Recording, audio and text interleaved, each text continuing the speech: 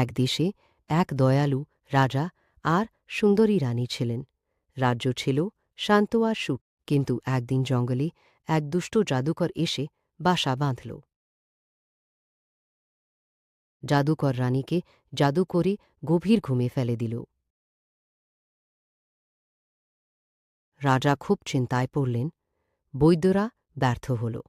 তখন এক বৃদ্ধ সাধু এসে বললেন, নীল পাহাড়ের ওপারে একটি সোনার ফুল আছে, সে ফুলের গন্ধ পেলেই রানীর ঘুম ভাঙবে। রাজা ঘোড়ায় চেপে বেরিয়ে পড়লেন। পথে নদী পার করলেন, অন্ধকার জঙ্গল পেরোলেন, দানবীর সঙ্গে লড়াই করলেন। শেষ পর্যন্ত রাজা সোনার ফুল খুঁজে পেলেন। রাজা ফুলটি এনে রানীর কাছে ধরতেই রানীর চোখ ধীরে ধীরে, পুরো রাজ্য আনন্দে ভরে উঠল। সত্যিকারের ভালোবাসা আর সাহস